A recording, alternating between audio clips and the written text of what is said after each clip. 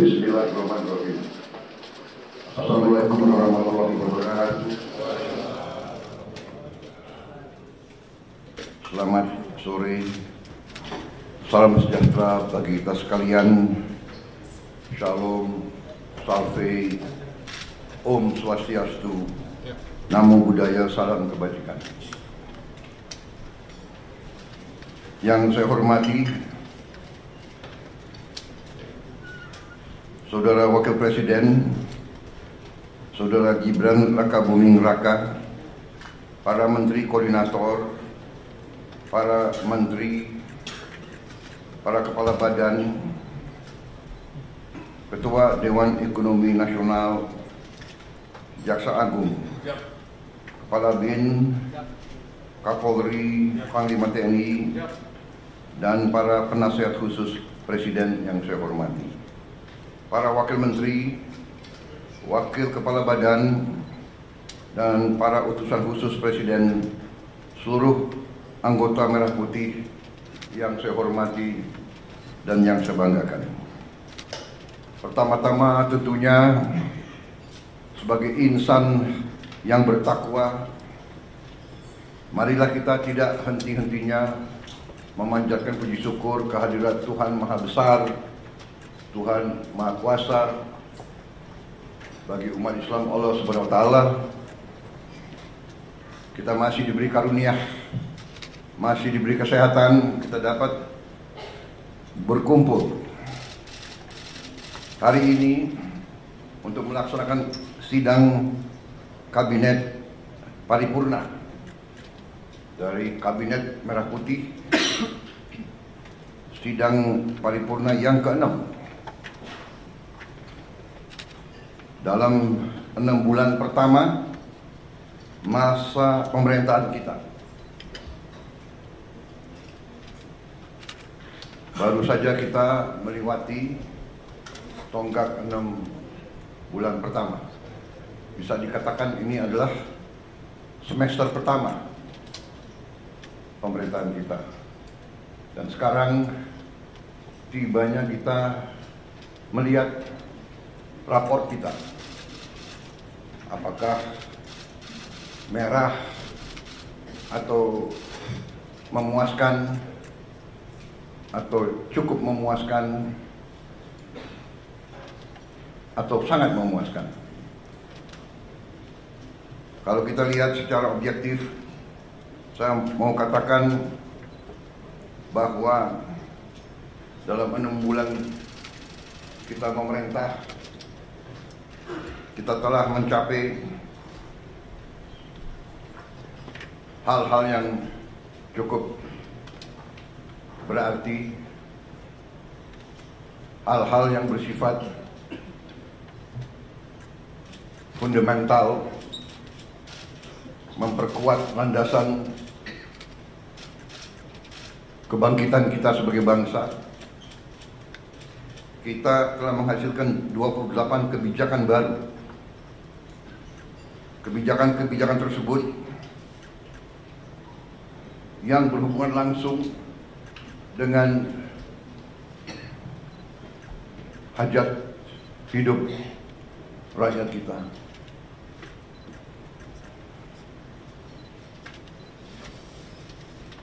Hal-hal ini kita lakukan dalam waktu yang cukup singkat, yang tidak diperkirakan bahwa kita mampu mencapai itu dalam waktu yang singkat. Walaupun 28 kebijakan baru, namun produk-produk untuk mencapai kebijakan-kebijakan tersebut saya hitung mungkin lebih dari 100, bahkan mendekati 200. Jadi satu kebijakan mungkin membutuhkan beberapa produk. Apakah itu Kepres, apakah itu PP, apakah itu Perpres, apakah itu Inpres, apakah itu sekedar hanya surat edaran. Tetapi inilah bagaimana kita menjalankan roda pemerintahan. Saudara-saudara sekalian, saya ingin kita secara objektif menilai diri kita. Kalau kita tidak objektif, kita bisa masuk jebakan bahwa kita menganggap diri kita sudah mampu, padahal kita tidak mampu. Kita sudah melihat bahwa arah kebijakan kita benar, padahal tidak benar. Saya ingatkan agar kita sadar bahwa pemerintahan sebuah republik, apalagi republik sebesar kita, republik yang mewadahi dan menaungi 280 juta manusia lebih,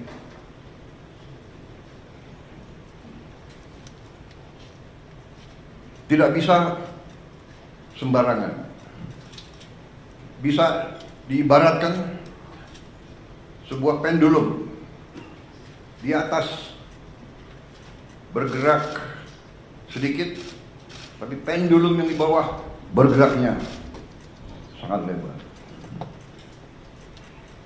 Keputusan yang keliru di atas akibatnya tidak mudah bagi mereka yang paling di bawah. Kita harus ingat juga azimut sebuah kompas.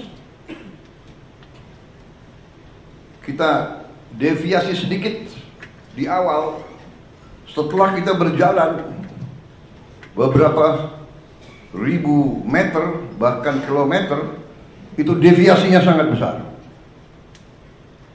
Di awal deviasi kita 1 derajat, di ujungnya sudah menyimpang jauh sekali.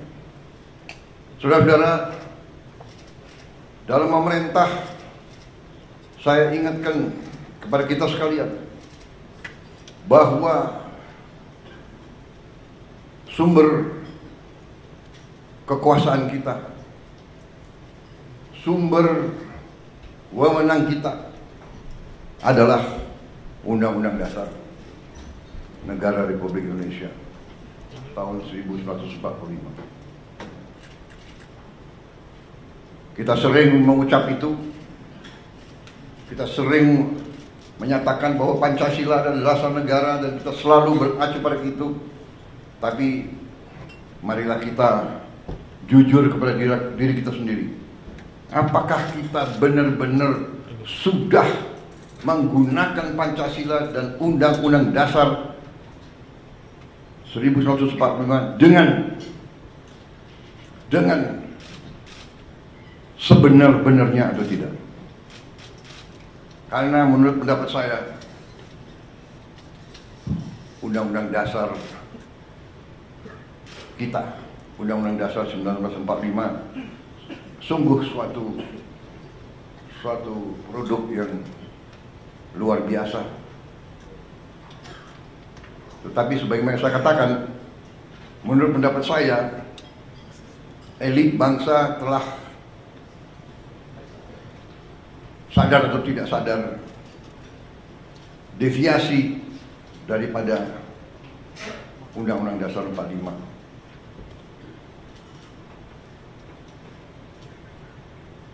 Telah deviasi dalam beberapa hal yang mendasar.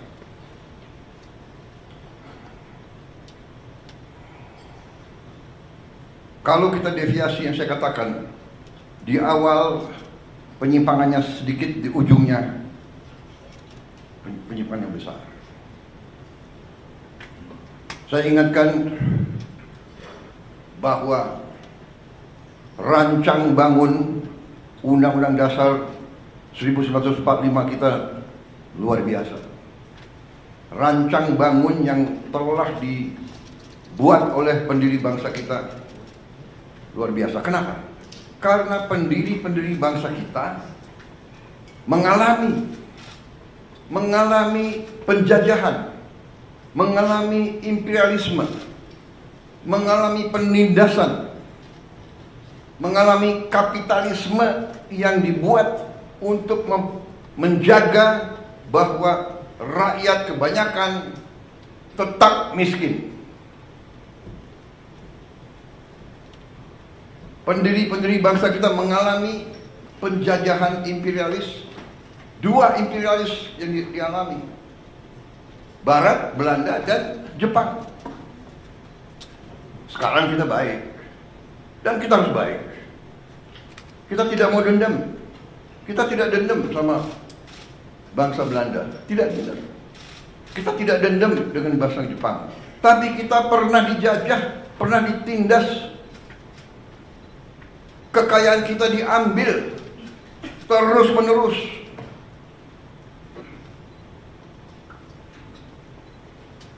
Rakyat yang banyak dipertahankan agar tidak menikmati pendidikan, agar tidak boleh ikut dalam perdagangan.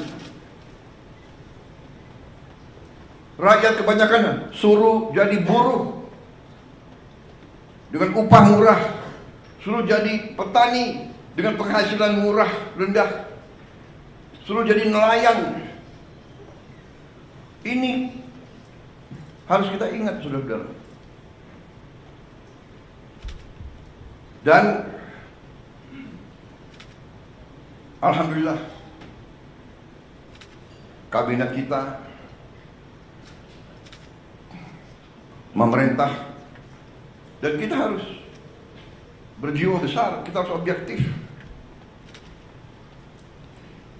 Kita bisa lancar begini, kita bisa bagus begini karena transisi pemerintahan berjalan dengan lancar, dengan baik. Saya dibilang apa itu? Presiden boneka, saya dikendalikan oleh Pak Jokowi. Ya, seolah Pak Jokowi tiap malam telepon saya. Saya katakan itu tidak benar. Bahwa kita konsultasi, iya, itu seorang pemimpin yang bijak, yang konsultasi, minta pendapat, minta saran. Beliau 10 tahun berkuasa. Saya menghadap beliau, nggak ada masalah. Saya menghadap Pak SBY, tidak ada masalah. Saya menghadap Ibu Mega, tidak ada masalah.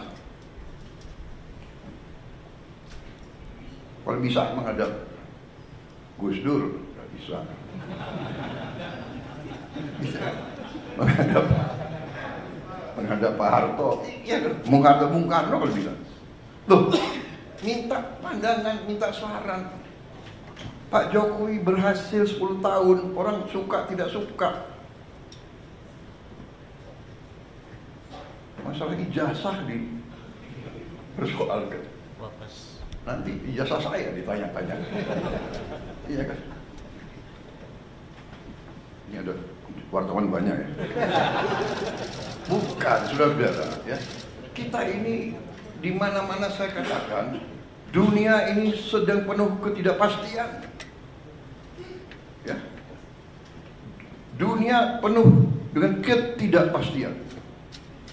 Kita rasakan sekarang. Kita rasakan, kita jujur, kita rasakan.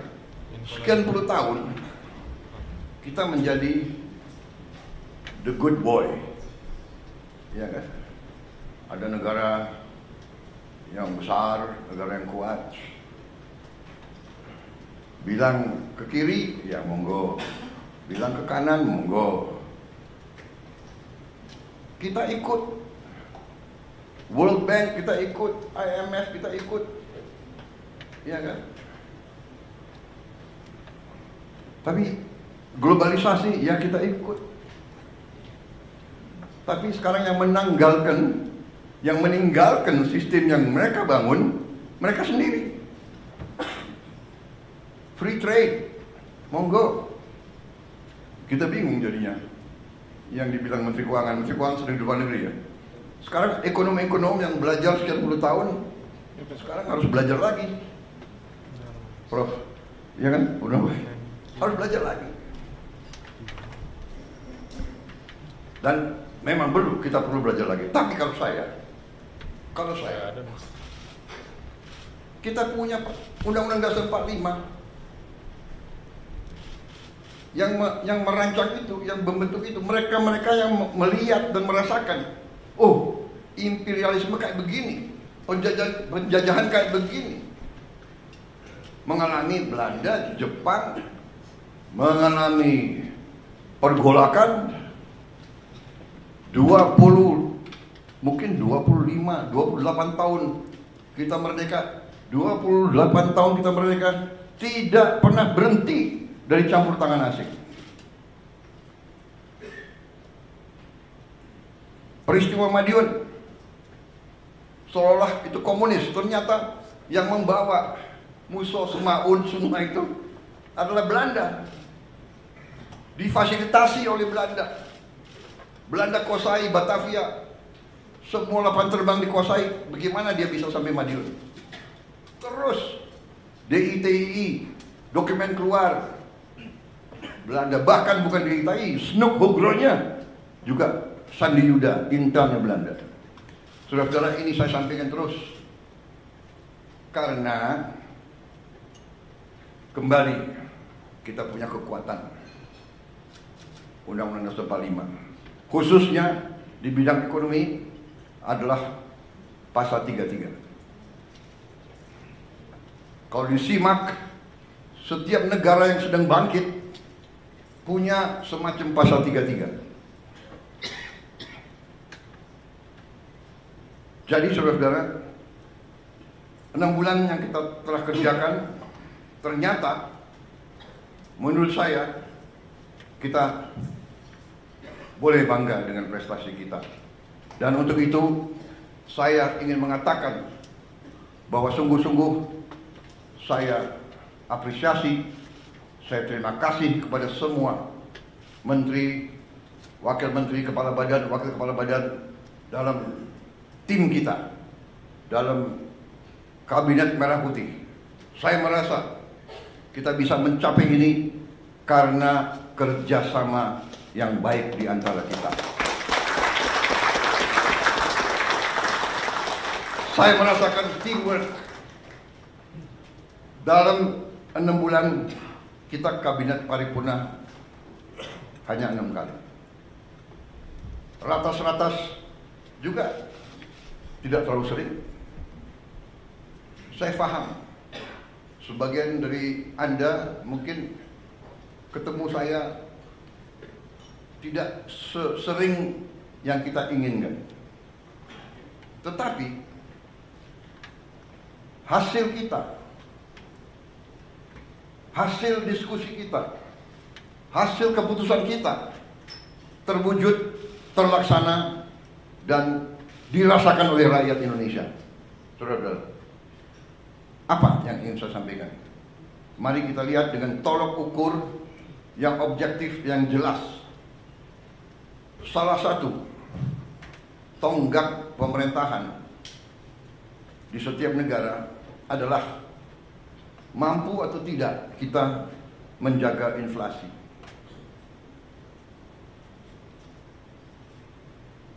Inflasi kita salah satu terendah di dunia, mungkin di antara 5 negara yang terendah di dunia. Mungkin inflasi yang lebih rendah dari kita, mungkin Tiongkok ya, Mendagri. Ini prestasi. Dan saya harus katakan, jujur ini, bukan karena Mas Gibran ada di sebelah saya, bukan. Ini objektif. Ini salah satu hasil daripada kepemimpinan dan manajemen Pak Jokowi. Mungkin pengalaman beliau sebagai wali kota membuat beliau ngerti bagaimana memanage inflasi yang mungkin nggak ada di buku, nggak diajarkan di Harvard atau di MIT. Ada lulusan Harvard nggak di sini? Saya tidak. Saya sangat kagum sama Harvard.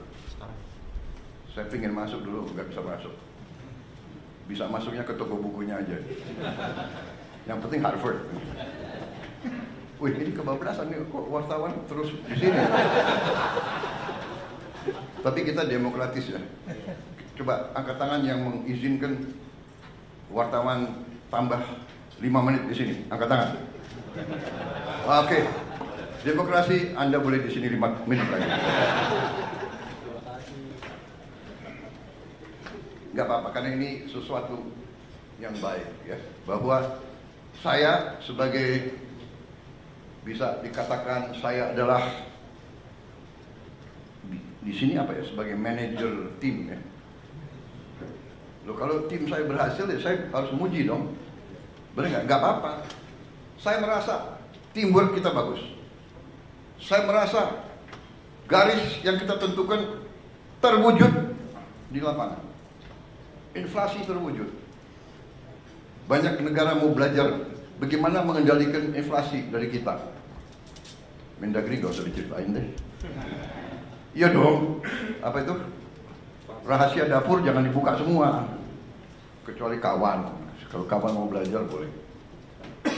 Saudara-saudara, yang kedua, tolok ukur yang bisa dirasakan, yang saya rasakan juga.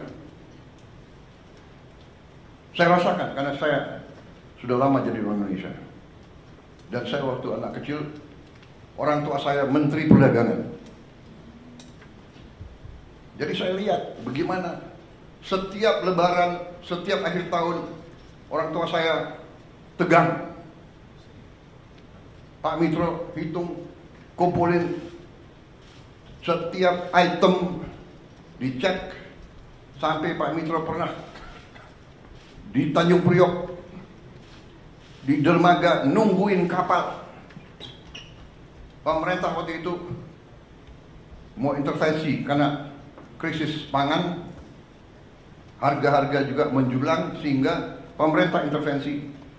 Pemerintah bertindak menjamin di hari-hari kritis bahan-bahan tersedia. Dan sekarang pemerintah yang saya pimpin, saudara-saudara, berhasil menjaga stabilitas harga pangan di saat-saat yang selalu harga pangan kurang bisa dikendalikan. Akhir tahun, Natal, akhir tahun, dan Lebaran.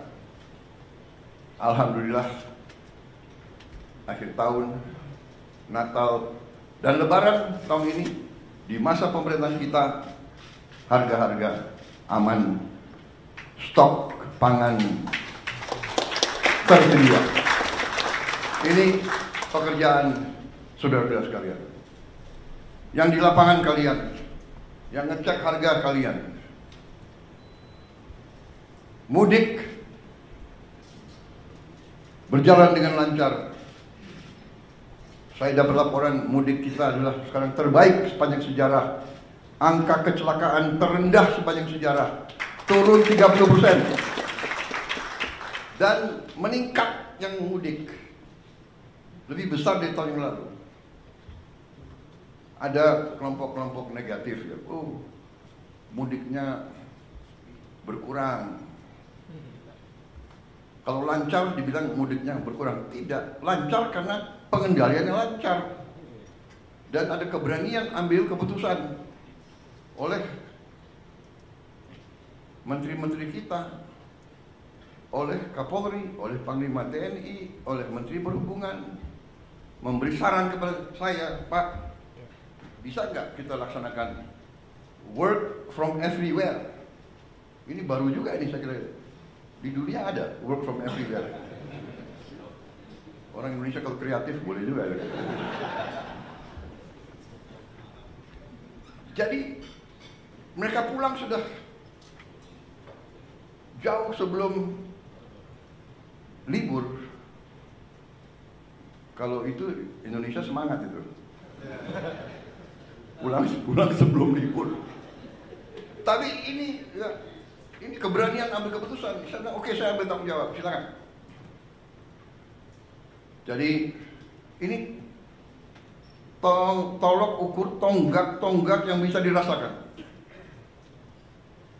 Belum lagi masalah-masalah sekian puluh tahun yang lalu, hutang orang kecil yang sebenarnya sudah dihapus oleh bank-bank masih dituntut.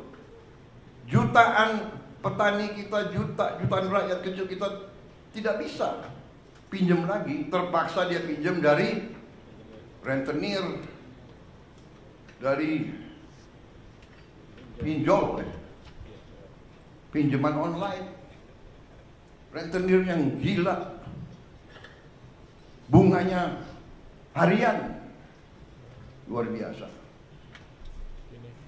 Kita hapus, kita ambil tindakan-tindakan yang harus kita ambil dengan beberapa risiko. Tetap dalam kerangka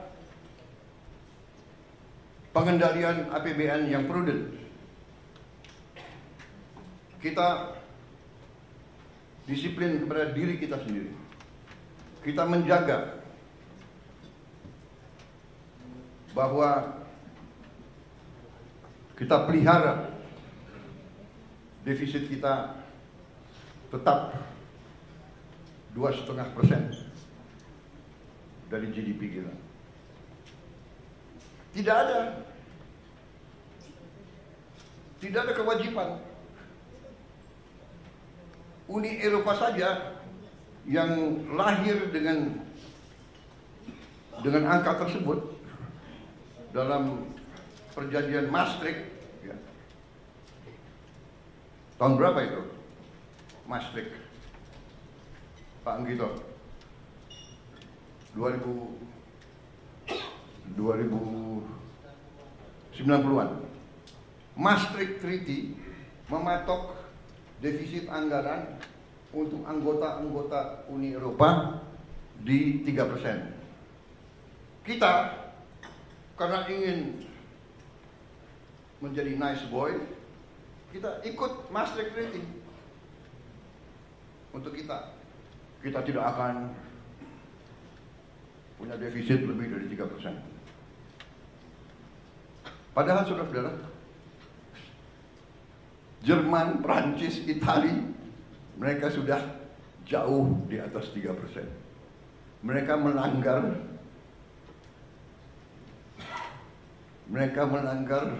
standar yang mereka lakukan sendiri. Indonesia masih menjaga di bawah 3%. Karena itu hutang kita termasuk, ya, perbandingan hutang kita terhadap GDP kita termasuk salah satu terendah di dunia. Saudara-saudara, pengendalian manajemen perekonomian kita cukup prudent, cukup hati-hati. Dalam kehati-hatian itu, salah satu juga yang kita bisa dan boleh bangga adalah kita melaksanakan penghematan besar-besaran. Penghematan besar-besaran inilah yang memungkinkan kita melaksanakan program-program yang strategis. Yang pertama, saya juga sampaikan penghargaan saya bahwa kita mampu menggelar roll out program makan bergizi gratis kita. Tanggal 6 Januari di roll out dan terus menerus dilaksanakan kayak di belakang-belakang dengan kehati-hatian, tahap demi tahap, sampai hari ini saya dapat laporan barusan sudah lebih dari 1.000 titik.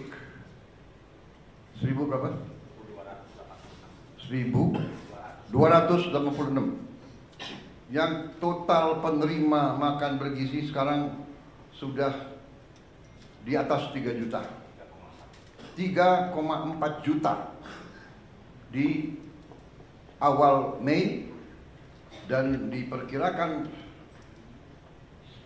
akhir Mei akan mencapai 4 juta, dan di akhir Juni akan mencapai 6 juta, dan di akhir Juli akan mencapai 22 juta. Akhir Agustus 22 juta. Sehingga di akhir November 2025 akan mencapai 82,9 juta penerima manfaat. Ini dari segi manajemen fisik. Ini adalah upaya yang luar biasa.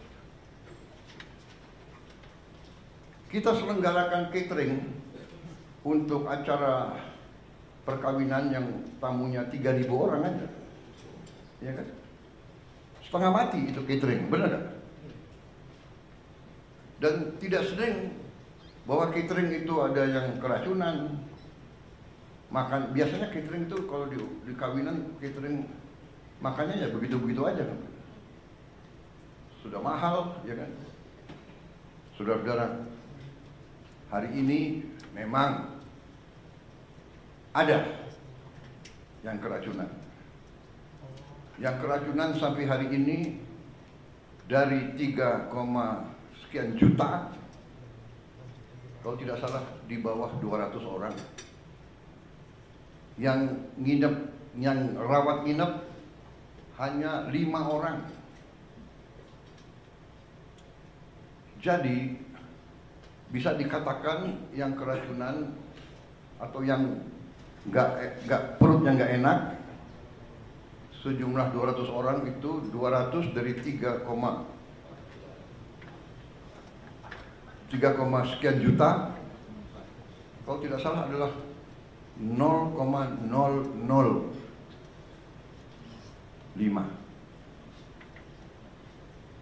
Berarti keberhasilannya adalah 99,99%.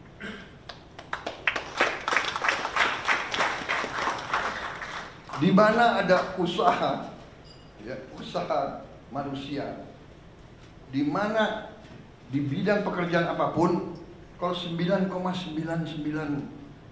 keberhasilan, oke dong. Walaupun kita tidak boleh cepat puas, Pak Dadan ya. Kita harus lihat nanti Desember 2025. Tapi saya hargai karena Kepala Badan BGN dan seluruh jajarannya mengatakan, Pak, sasaran kita adalah zero penyimpangan, zero kesalahan. Dan kita mengerti, tidak gampang. Di dapur itu yang bekerja 50 orang, satu dapur yang bekerja 50 orang, ya kan? Yang saya sidak bagus, pakai tutup kepala, sarung tangan, baju kayak apa itu? APD. Singkatan APD yang untuk COVID dulu tuh. Alat pelindung diri, Pak. Alat pelindung diri. Ada. Harus buka sepatu. Presiden disuruh buka sepatu. Saya patuh. Presiden buka sepatu. Ada pas pampres yang nggak buka sepatu.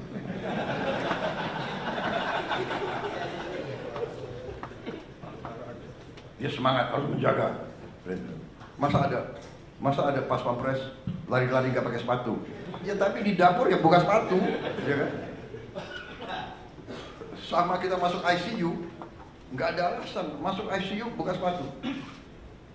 Tapi maksud saya adalah ini adalah sesuatu prestasi. Saya sendiri terus begini. Jadi makan bergizi digelar yang orang tidak mengira, banyak yang tidak mengira, banyak yang nyinyir, banyak mengatakan impossible.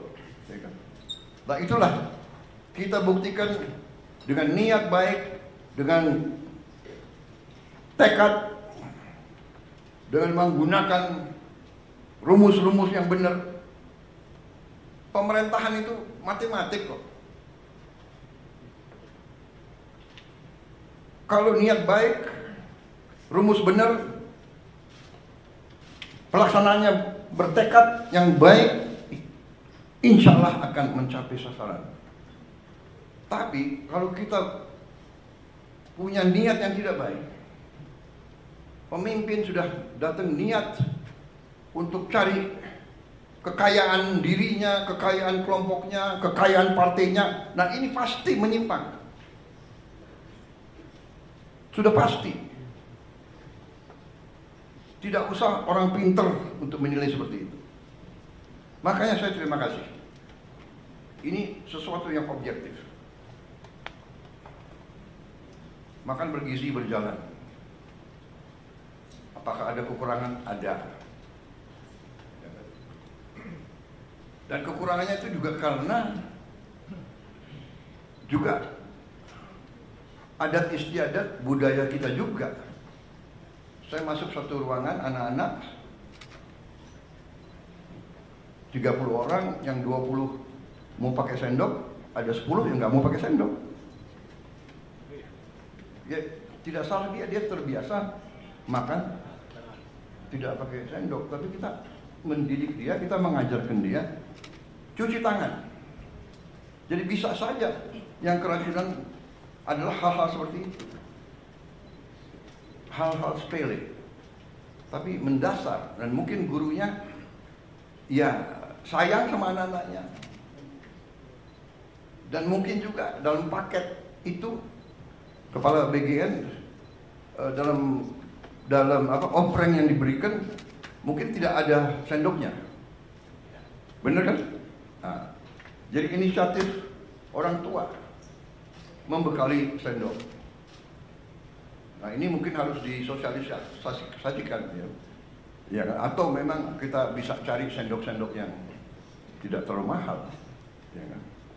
Yang kedua juga yang saya lihat pelaksanaan dari BGN yang juga terpengaruhi oleh adat istiadat atau kebiasaan. Selain tadi ada yang anak-anak yang malas cuci tangan, ya kan, tidak mau pakai sendok, ya kan. Ada juga, maaf, yang nggak biasa dengan makanan-makanan. Sebagai contoh, ada yang pertama-tamanya kalau dikasih susu, dia nggak cocok kasih susu karena dia tidak pernah minum susu seumur hidupnya. Itu namanya lactose intolerant.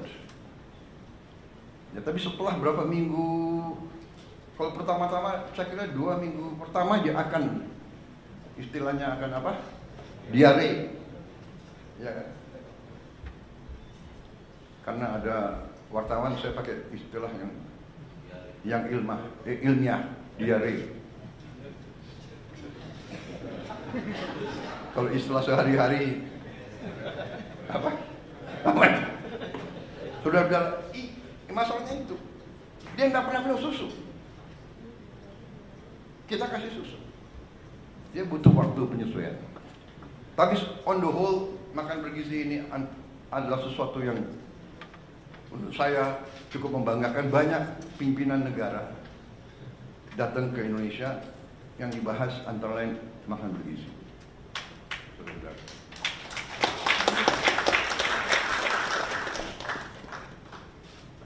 Tanggal 7, yaitu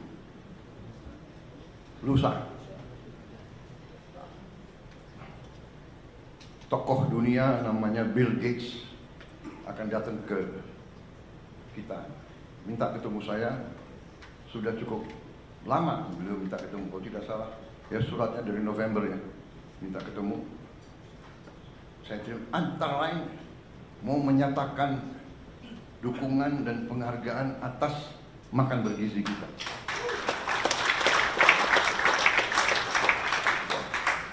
Saya merasa sangat besar hati, tapi saya merasa jangan muji kita, kita belum berhasil.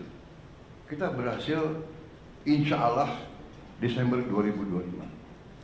Kalau kita buktikan bahwa kita bisa menyelenggarakan 80, kita bisa antar makanan tiap hari ke 82,9 juta rakyat kita dalam keadaan bersih, keadaan aman, keadaan bergizi.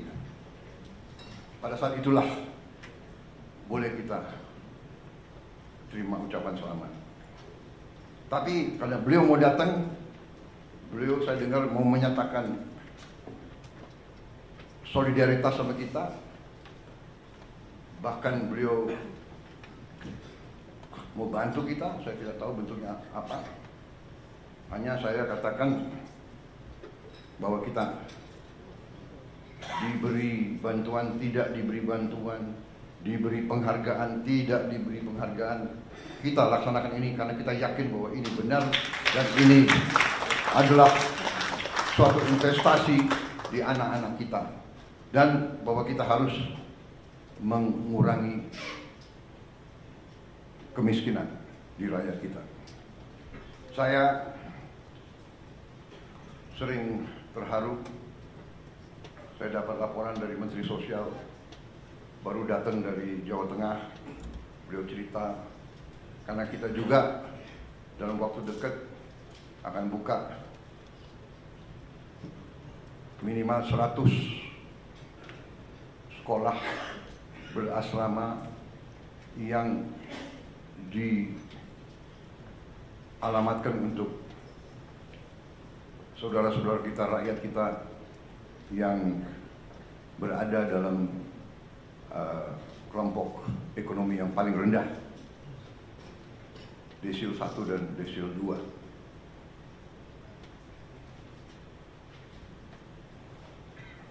Niat ini mungkin akan terwujud dalam tahun ini juga. Menteri Sosial dan Menteri Pendidikan Dasar Menengah bertekad bahwa 53 sekolah akan digelar bulan Juli ini. Bolak-balik saya katakan, jangan dipaksa. Ya. Berbuat, tapi kita tidak usah ngejar tanggal. Yang penting kita berbuat. Tapi mereka yakin, mereka ingin mendapat hasil terbaik cepat. Saya silakan. Tapi ujungnya nanti saya kira ini akan sangat dirasakan oleh orang yang paling bawah. Tapi kembali kepada prestasi kita selama 6 bulan. Karena ini keputusannya memang dalam waktu 6 bulan, ya, keputusan, kebijakan, mereka sudah kerja. Dikdasmen, Mensos sudah bekerja keras, sehingga kita sudah mendapat tawaran dari bupati-bupati dan wali kota seluruh Indonesia. Lebih dari 200 bupati wali kota sudah menyiapkan lahan. Karena saya katakan, kalau Pemda siapkan lahan, kita bangun. Dan kita sudah siapkan anggaran APBN.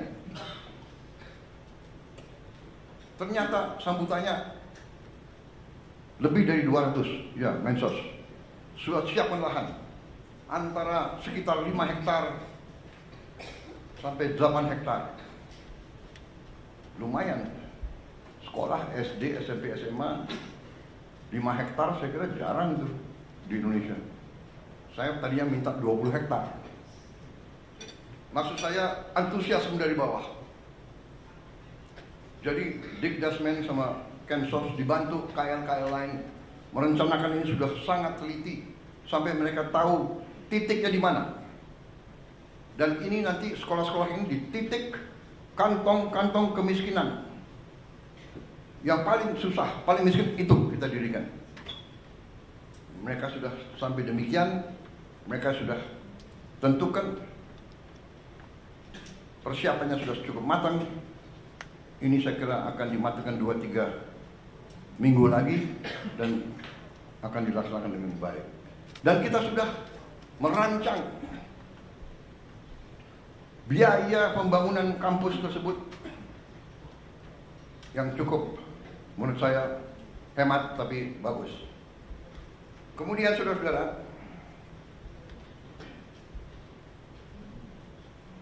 salah satu prestasi kita yang dirasakan, yang real dan tidak bisa dibuat-buat adalah bahwa produksi beras dan jagung kita, saya dapat laporan sekarang sangat berhasil, bahkan dibandingkan dengan tahun-tahun terdahulu.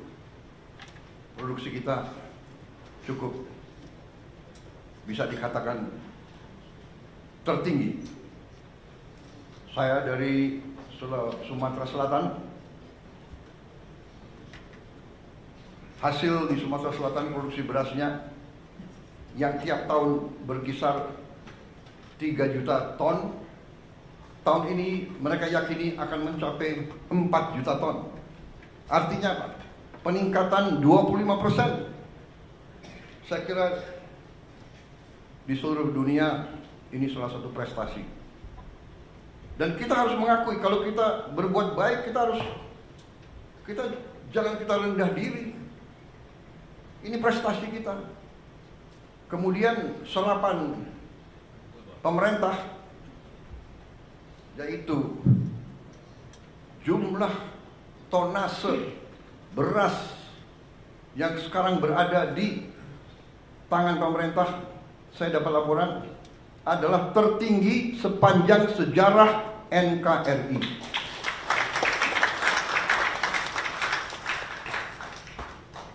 Belum pernah kita pemerintah menguasai, memiliki jumlah tonase beras sebesar sekarang. Saudara-saudara, ini suatu prestasi. Dan ini prestasi bukan datang begitu. Apalagi pertanian. Pertanian itu yang saya katakan tadi, azimut kompas, salah kecil akibatnya buruk. Kita tidak memperhatikan cuaca, El Nino, kekeringan, La Nina. Kita tidak perhatikan krisis pangan. Tapi alhamdulillah pejabat-pejabat kita mengerti, mampu. Saya suka muji-muji, tidak, tapi saya ya namanya kepala sekolah, kalau ada, iya kan, ada yang berprestasi, saya harus kasih tahu prestasi, benar nggak? Jadi dalam hal ini saya lihat tim pangan, Menteri Pertanian dan timnya, Menko, semua fokus. Untung aja Menteri Pertanian ada di Jakarta hari ini, hadir. Biasanya saya cari nggak ada. Di mana? Kalimantan Barat, di mana? Jambi, di mana? Duanya, menteri dan wakil menteri, udah hitam sekali. Berarti ini menteri dan wakil menteri mana benar-benar bekerja.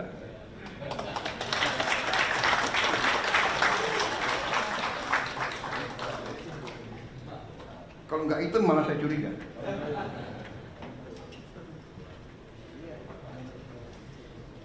Akhirnya Pak Natalius Pigai pengen jadi Menteri Pertanian. Iya, nggak usah. Dia di ruang AC aja masih.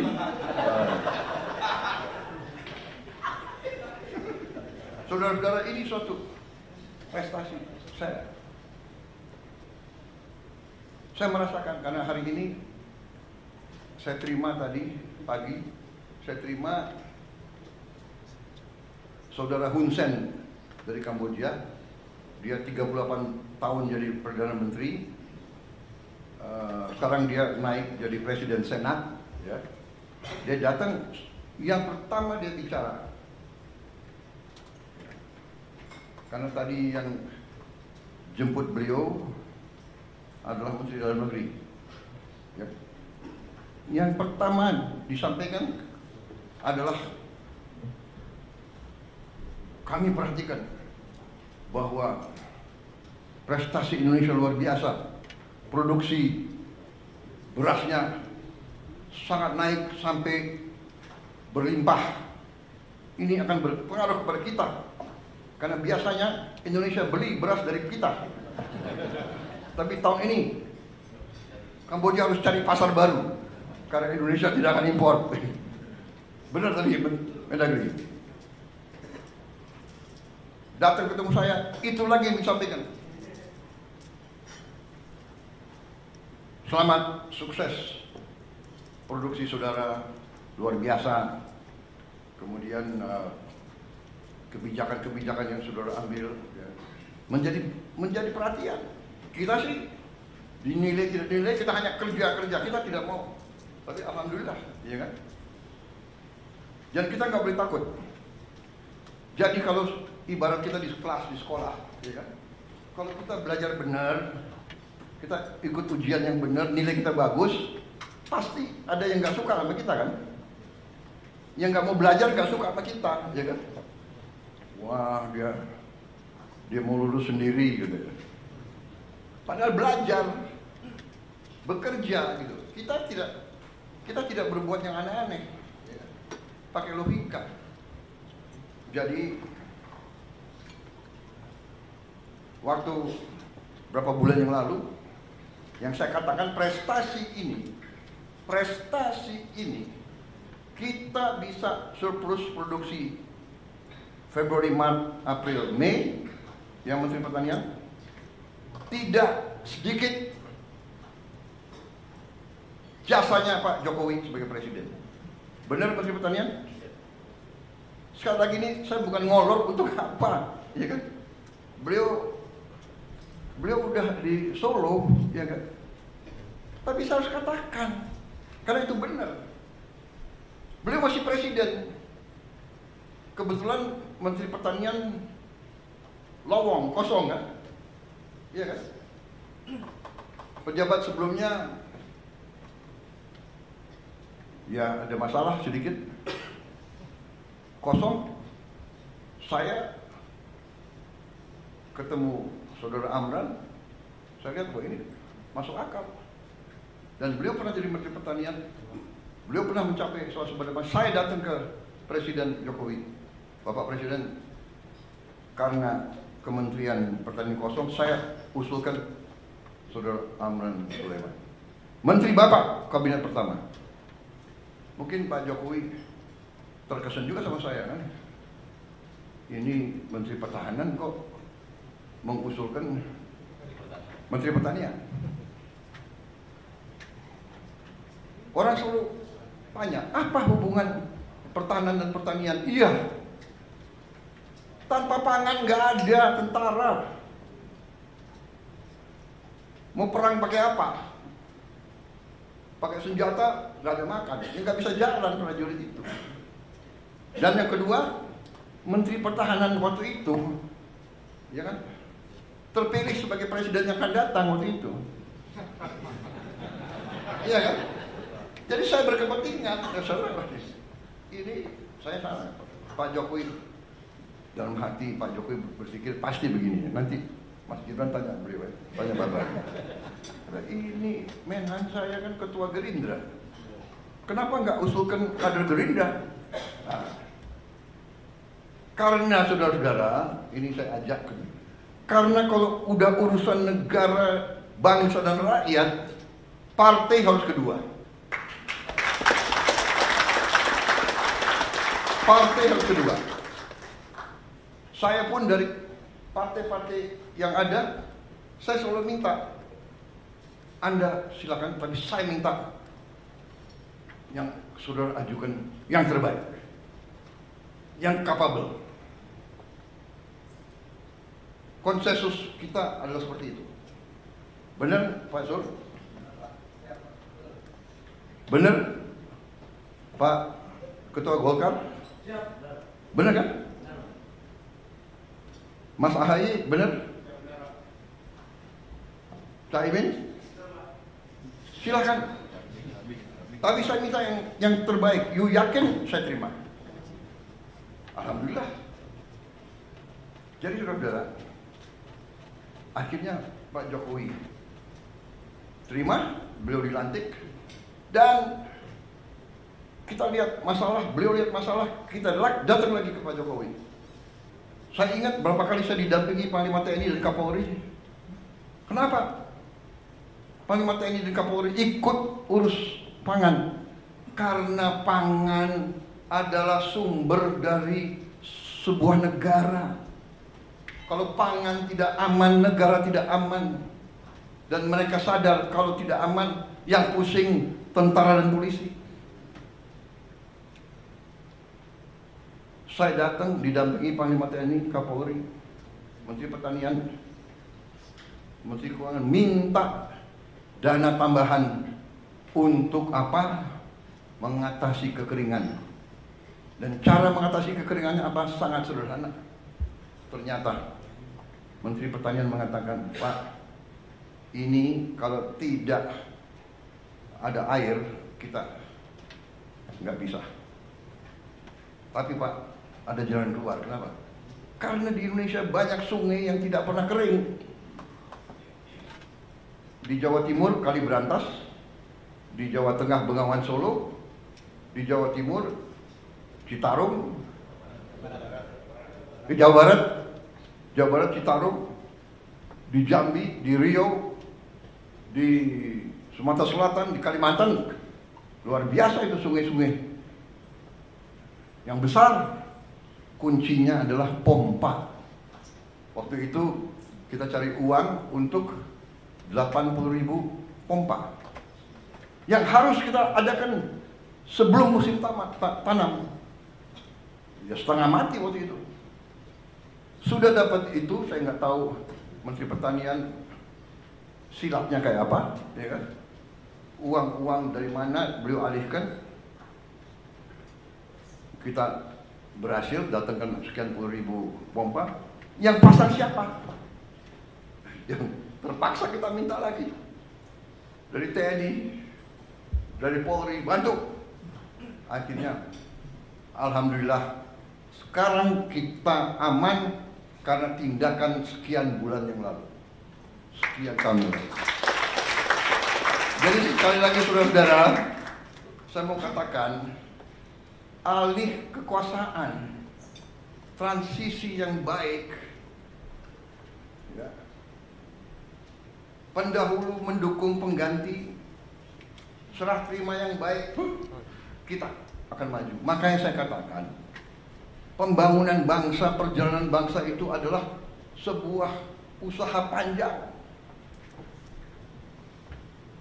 Karena itu saya mengajak kita menghadapi paradigma baru, bahwa untuk rakyat, kalau sudah kepentingan rakyat dan bangsa, semua pemimpin harus bisa kerjasama.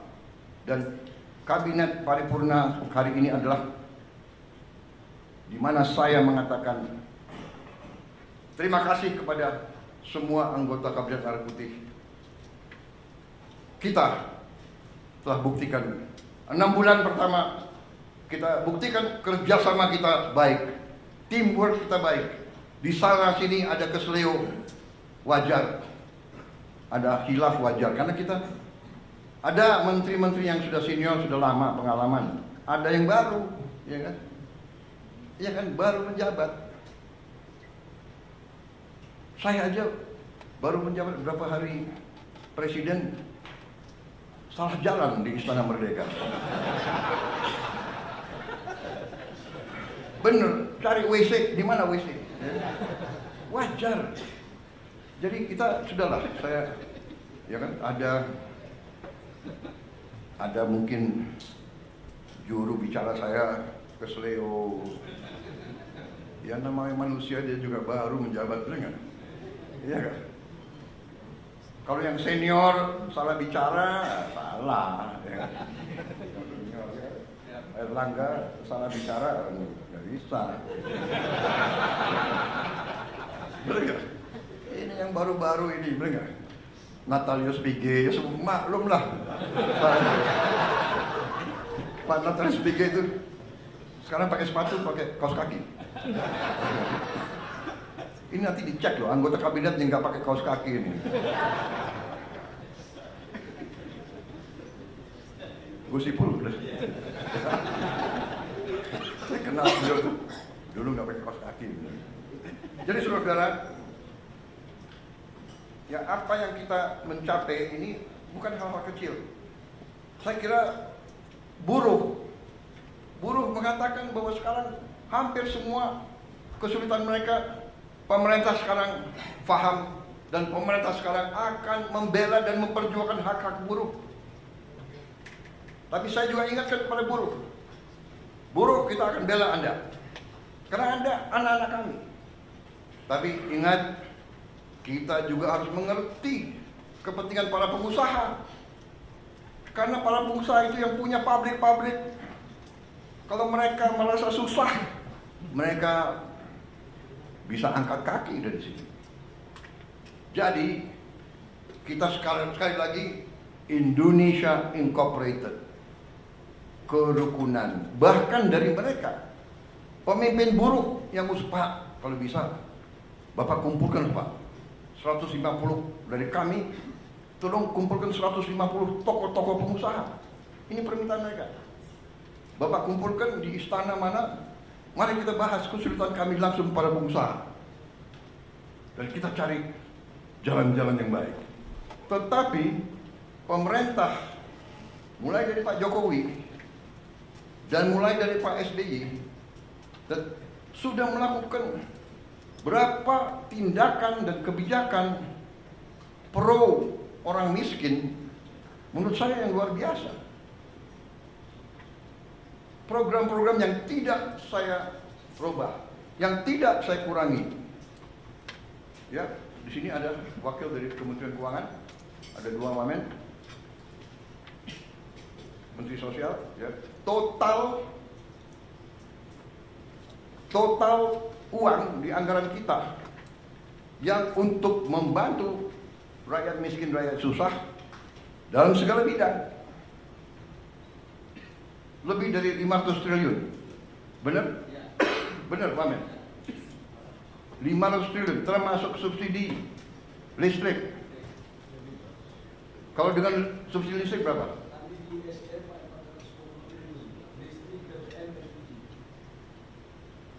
Di Kemsos 500.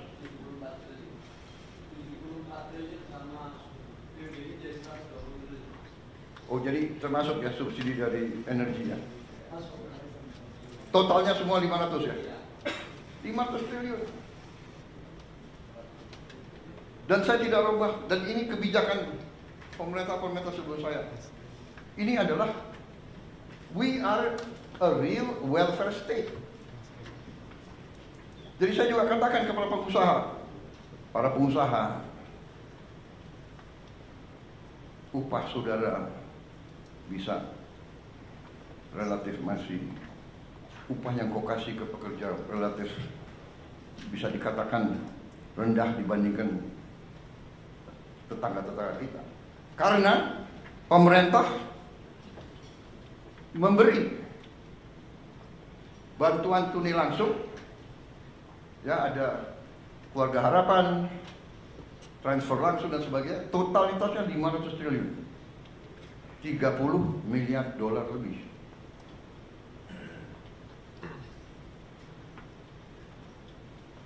Belum makan bergizi. Ini keberpihakan lagi, anaknya buruh, anaknya semua diberi makan. Yang nanti akhir tahun ini jumlahnya adalah 170 triliun. Berarti 10 miliar dolar lebih. Jadi yang tadi 30 miliar dolar plus 40 miliar dolar untuk membantu desil 1, 2 dan kelas menengah juga. Jadi saudara, kita terus, ratusan kebijakan kita tolong dipelajari, ya, untuk juga pertama kali kita pangkas semua sistem distribusi pupuk yang penuh dengan keruwetan. Langsung dari pabrik ke kelompok tani.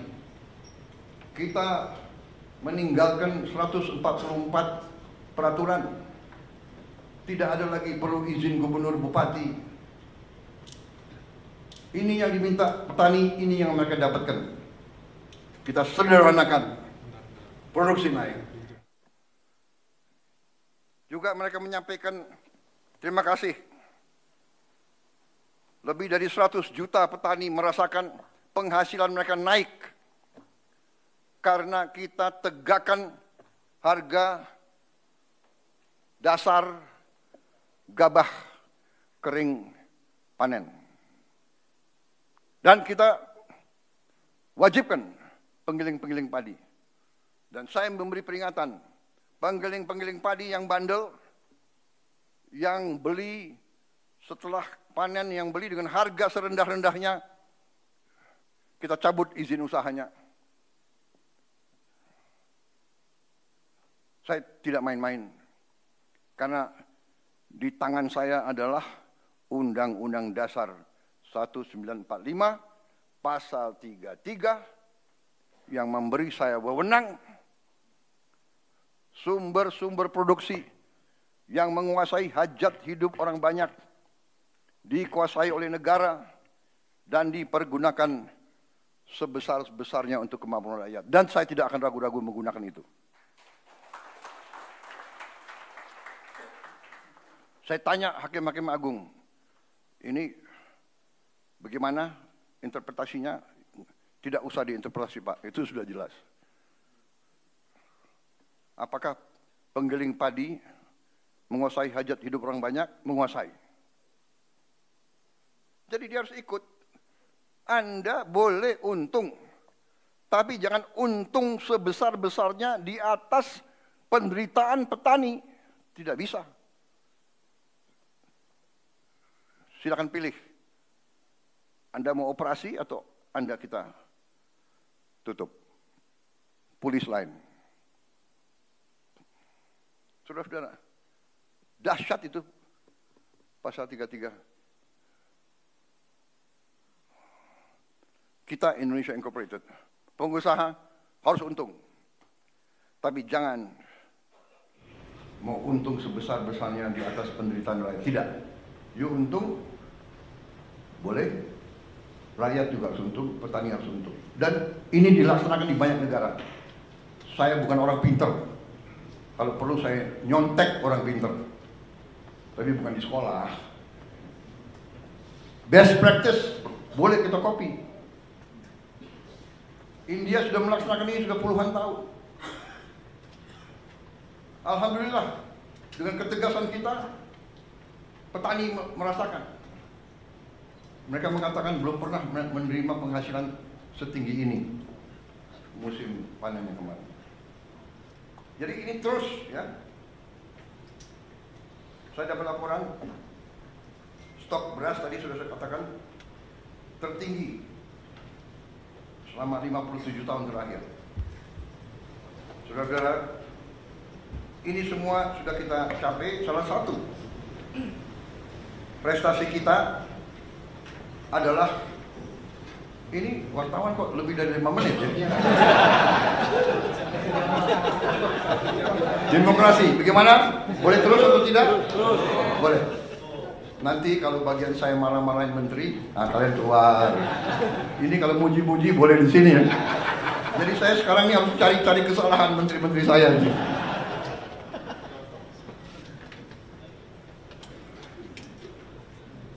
Tapi enggak, saya jujur, saya cari-cari kesalahan, mana kesalahannya.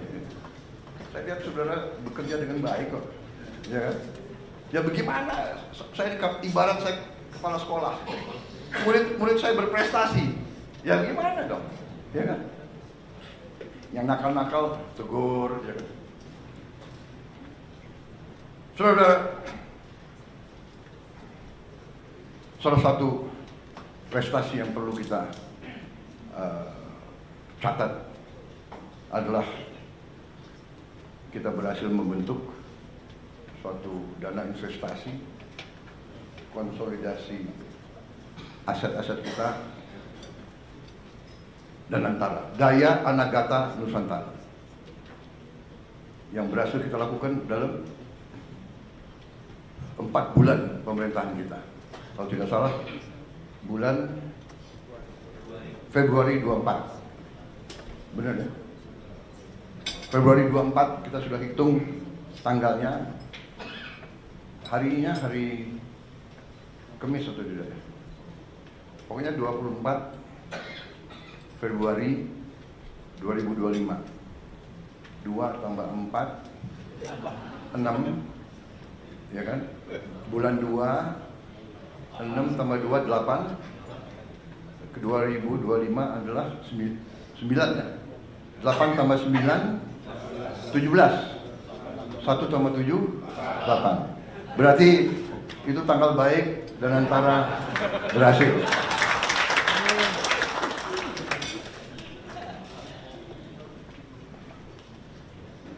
Anda tahu sejarah angka 08 itu? Yang kasih angka itu Pak Luhut Panjaitan. Karena beliau komandan, saya wakil. Wah, aku komandan. 09 aku. Kok 08? Siap. Melekat terus. Sampai presiden harus angka 8. Saudara-saudara, dan antara ini sesuatu yang luar biasa. Yang kita tidak sadari bahwa kita begitu kaya. Setelah kita konsolidasi, kita kaget bahwa aset kita, aset under management kita adalah 982 miliar US dollar. Tapi kita konservatif, kita mengatakan ya sekitar 900 lah, ya kan? Dan kita katakan ini aset under management. Ya. Ada yang mengatakan ini dan itu, ya, ada TBK saham, tapi kita manage itu. That's what we are saying. Tahu-tahu kita baru sadar ada aset lagi. Saudara-saudara, Senayan itu, kompleks GBK Senayan, itu nilainya, saya diberitahu oleh para pengusaha, nilainya adalah 25 miliar dolar 10 tahun yang lalu. Jadi sekarang mungkin nilainya naik. Pak Rosan, mungkin apa? 30 miliar? 30 ada. Berarti kalau 982 tambah 30, kita sudah tembus 1 triliun US dollar.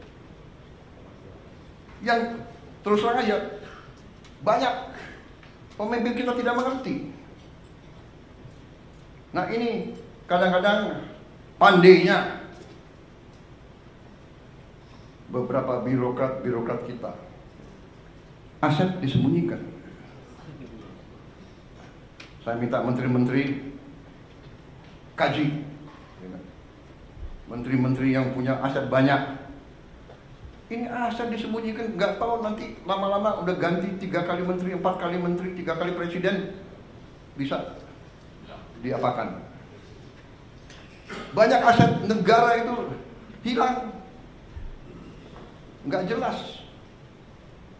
Saudara-saudara, negara-negara yang kuat, tanah, itu pasal 33, bumi dan air dan semua kekayaan yang terkandung di dalamnya dikuasai negara. Selama sekian puluh tahun, Senayan nggak jelas. Yang ini dikuasai ini, yang itu dikuasai itu, ya kan? Kemudian kita lupa, selain Senayan adalah sekitar 200 hektar, kurang lebih ya, Menteri BUMN, benar, Mensesnek. Ternyata ada lagi, Kemayoran itu 400 hektar lebih. Mensesnek, kok ketawa-ketawa lagi? 400 hektar lebih, berarti ya mungkin 40 miliar dolar itu, ya kan? Nanti itu pun akan kita serahkan, dikelola oleh Danantara. Berarti sudah mungkin 1040 triliun. Belum lagi kita cek aset-aset yang ada di seluruh Indonesia. Pak Nusron, ada? Nanti saudara teliti ya. Luar biasa kaya kita. cek semua konsesi-konsesi HGO, HGB yang sudah jatuh tempo.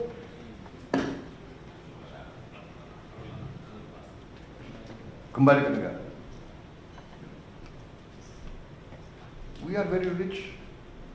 Sekarang saya gagah kemana-mana tuh. Indonesia punya sovereign wealth fund. Waktu 900 miliar pun orang sudah terkagum-kagum. Ya kan? Apalagi sekarang sudah 1 triliun. Disangka uang itu banyak yang kita mau bagi-bagi. Padahal kita butuh mengelola dengan sebaik-baiknya. Saudara-saudara, saya kumpulkan Danantara kemarin. Terima kasih. Menteri BUMN, terima kasih. Ketua Belantara. 800 BUMN saya kumpulkan di Senayan. Waduh, ini ada wartawan. Baik, terima kasih wartawan.